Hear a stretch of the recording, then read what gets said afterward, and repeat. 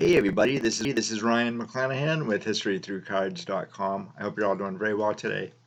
So I want to tell you about the life and times of Arthur Ashe. And I didn't really know that he had too many cards out there. In fact, I'm not even quite certain what his rookie card is. I've heard it's from 1968, and it's not very good looking. So this is actually a 1970 Panini Campione dello Sport, and I'll show you the back of it. This is actually one of his very early cards. It's a sticker, I believe.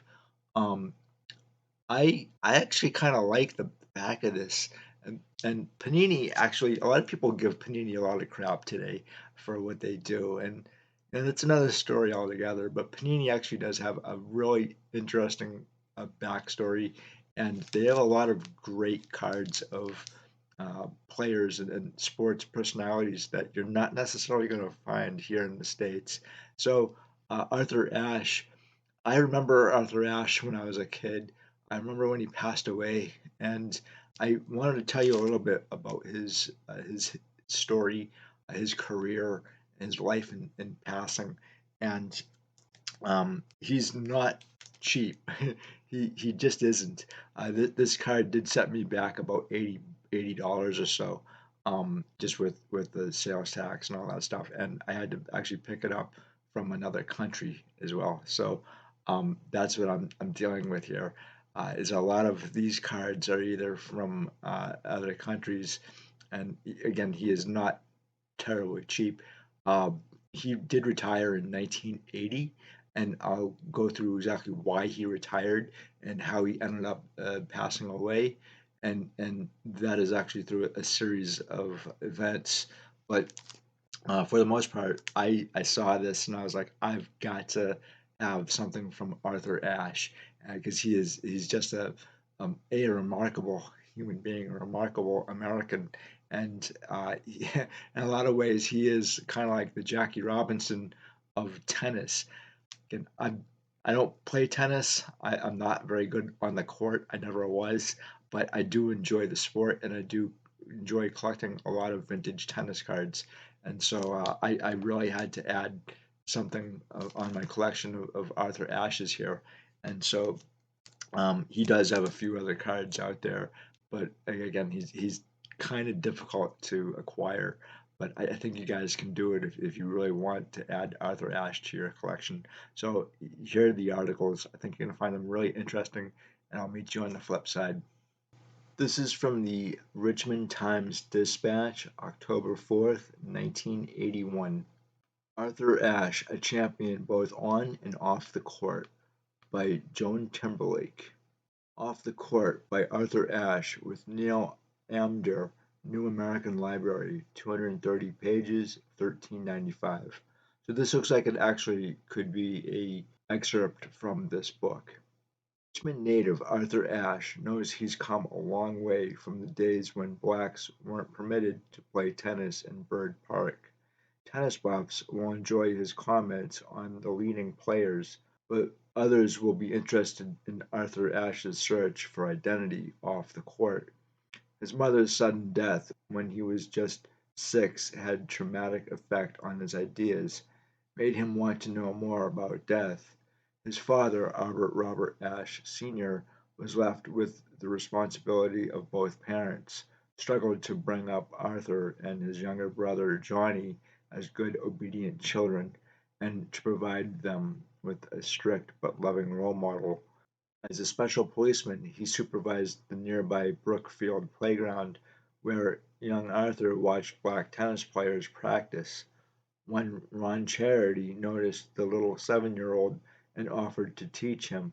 By the time Arthur was 10, he was good enough to be selected by Dr. R. W. Johnson to attend the equivalent of tennis camp at his home in Lynchburg. Although a general practitioner, Dr. J was also a major figure in the American Tennis Association and remained so until his death 10 years ago. He introduced his young charges to the world of tennis play and was obsessed with the development of good black junior players. He was pleased with Arthur Ashe's tennis prowess, but was particularly thrilled when Arthur was selected as the first black to win a tennis scholarship to UCLA. Arthur became an A student at college and also learned a lot about the race situation, which affected his future thinking.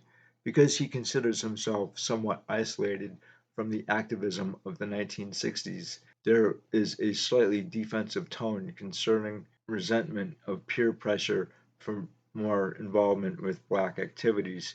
He feels that he has done his fair share. He has certainly provided a role model with his triumphs. Not only was he the first black to join the Davis Cup team, he also went on to win 51 tournaments, including being Wimbledon champion in 1975.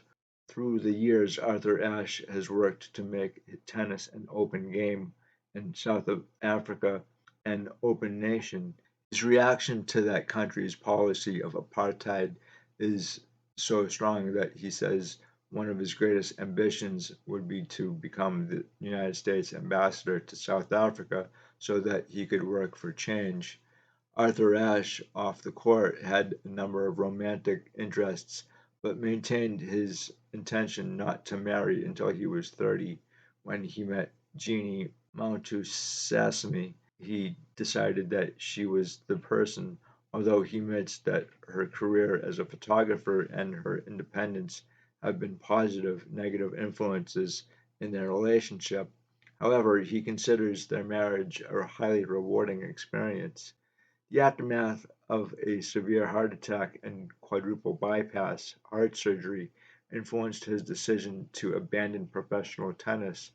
Arthur Ashe comes across as such an intelligent, complex person that he would probably be a success in whatever new career he might undertake. This is from the New York Daily News, January 11th, 1980. Arthur Ashe, Still Hoping to Play Again, by John Lupica. He sat in section 38A, row A, seat 4, watching John McEnroe play Harold Solomon in the first round match at the Colgate Masters. 1 year ago in the Masters, Arthur Ashe was playing McEnroe on opening night. He lost the match, but that night he began one of his finest weeks in tennis. Ashe made the final of the Masters last year. He held match points against McEnroe in the final before losing. He was 35 at the time. He had come back from heel surgery and iritis and had fought off age. At the time, it was called one of the unforgettable tennis comebacks. Ashe had come all that way back from number 257 in the world. That was before the heart attack and before the bypass surgery. It was before the world comeback took on a different meaning for Arthur Ashe. 1 year later, Ashe was sitting in his home box 30 feet from the court, looking thinner, a little tired, a little tan turtleneck sweater covering up the thick scar that runs down the middle of his chest from sternum to navel. This was the first tennis match Ashe had seen in person since his quadruple bypass operation on December 13th. He was watching McEnroe and chuckling softly, thinking back over the year, remembering the last great Sunday when he tried to climb one more mountain in tennis, one that seemed very big at the time before he understood mountains. It's funny, Ashe was saying. Solomon just got a bad call on that game point, and right away I was thinking about last year. That was the same thing that happened to me on the match point. McEnroe hit a serve. I hit a backhand for a winner. Then they called a serve a fault. It's like I've been asleep for a long time and I just woke up. Guys are still making bad calls. McEnroe's still bitching. I'm the only one who's changed. Some things have changed from Arthur Ashe. On July 31st of last year, he suffered a myocardial infarction, a heart attack. On December 3rd in Jacksonville, he suffered extensive heart palpitations. He returned to New York, and on December 13th, Ashe underwent heart surgery to eliminate blockage in the arteries around the heart. One artery was blocked completely, another had 95% blockage, another was blocked in two places. There are only four major arteries around the heart. I decided to have the operation because I couldn't live in fear anymore, Ashe says. I had reached a point where an arterial spasm could kill me in a freak accident. An artery could close up completely and I could die. On the court, McEnroe and Solomon were shaking hands at the net. McEnroe had won. Ashe silently watched the ritual. Listen, he said finally, I never said life was fair. I've always known that life was unfair. Everybody gets dealt a different number of cards.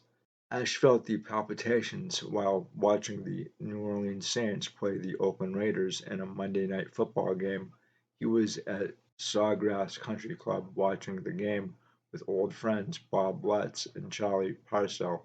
Ashe was making bets on the Saints, who had a big league. He was up $30. The Saints blew the lead and was an exciting game, which the Raiders finally won. A little after midnight, the palpitations began. I'm not the kind of guy who gets palpitations over $30, said Ashe. But the pounding wouldn't stop. In the middle of the night, Ashe called an old friend, Dr. Morton Blum, in Scarsdale. The next morning, Ashe checked into a Jacksonville hospital for 2 days of tests. The palpitations had been a false alarm, but the scare had been sufficient. Ashe flew back to New York for the surgery. They gave me all the cold numbers before I made my decision, he said. McEnroe and Solomon were leaving the court at Madison Square Garden to cheers. They told me that there was a 1% chance I could die on the operating table. Ashe continued. Now, 1 in 100 is a number you can deal with. I mean, it's not a million to one or anything. And they also told me that there was a 4 to 8% chance that I could have another heart attack during the surgery. But I decided to take those chances. I couldn't live another way anymore. Now Ashe is talking about playing competitive tennis again. He says he is not being foolhardy and he intends to take no chances that might kill him. In a month, he will begin hitting tennis balls again. Just fooling around, he says. He will then give himself 2 months to decide two things. One, if he can still play, and two, how much he still wants to play. Right now, he wants to play a little more tennis. He was asked why. Because I'm not finished yet, he said. It's that simple. I want to play tennis. I want another year and a half. Ashe was asked about Wimbledon. He has talked about playing Wimbledon this summer. At Wimbledon in 1975, Ashe won the most dramatic tennis match of the 1970s, beating Jimmy Connors. Did he really think he could return there for a last hurrah, one final comeback, the greatest of all? It's very realistic, he said, depending on how the next 3 months go. It's like Kenny Rogers says, you got to know when to hold, you got to know when to fold them. I think about that song a lot. On the court, Borjan Borg and Roscoe Tanner were being introduced for the event's second match. Another Masters had begun, this time without Arthur Ashe, who sat in section 38A, row A, seat 4. People had noticed him there, and the procession of them were filing by to wish him well, and Ashe greeted them all gracefully. There have been others who played the game better, but no one in men's tennis who ever combined excellence with grace and style and charm and a reverence for the sport as Arthur Ashe did. He has been dealt bad cards lately, very bad cards, but he has handled his problems in a remarkable fashion because he is a remarkable man. There have been a few true giants in the sport of tennis, both on and off the court. Ashe is one of those giants, and if he could walk into the grass court at a All England club once more, his heart healthy and strong, there would be justice in that. If Arthur Ashe wants to hear the cheers one more time, he should have those cheers. He should have his comeback. In the Masters, Borg, the Wimbledon champion, was being introduced to the crowd. Ashe joined in the applause and prepared to watch two young men play his game. This is from the Longview Daily News, Longview, Washington, February 8th, 1993. Right to the end, Arthur Ashe did it with dignity by Karen Freefeld. It was 1968, and tennis great Arthur Ashe was among a group at Andrew Young's house in Atlanta talking about the assassinations of Martin Luther King Jr. and Robert F. Kennedy. From the back of the room, a young guy yelled up, "Arthur, you've just got to be a lot more outspoken. You've got to be much more aggressive." Ashe's longtime friend and attorney, Donald Dell, recalled Sunday Ashe returned and told the young man, Jesse Jackson, "I'm just not arrogant and I ain't never going to be arrogant and I've got to do it my way." And that Ashe did quietly but strongly, gaining world attention over the next 25 years for tennis, human rights causes, and the fight against AIDS, the disease that took his life Saturday at age 49. This week, Ashe will receive a dignitary's rights for his efforts. Tuesday, he will lie in state at the Capitol in Richmond, Virginia, where he was born, and Friday, a memorial service is planned in New York, where he lived for many years. Sunday, at an emotional news conference at New York Hospital, Dr. Henry Murray, Ashe's attending physician, said Ashe had lived a much longer and healthier life than anyone could have expected, and said it was a testimony to the man himself, his survival, and the quality of his life since he was diagnosed in September of 1988 was virtually unprecedented. Murray said, "By all rights, he should have been dead 2 or 3 years ago. I think it's a tribute to him as a person," Murray said, "that he had no problems at all for almost 4.5 years after the initial diagnosis is quite remarkable." Ashe kept a rigorous schedule until the very end, though he was first failed by pneumonia in early January, which ultimately led to his death Saturday. Ashe had recovered from the first bout and was well enough to attend the memorial service for businessman Reginald Lewis, January 25th, to join friends at his Manhattan home for an annual Super Bowl gathering January 31st to give a speech Tuesday.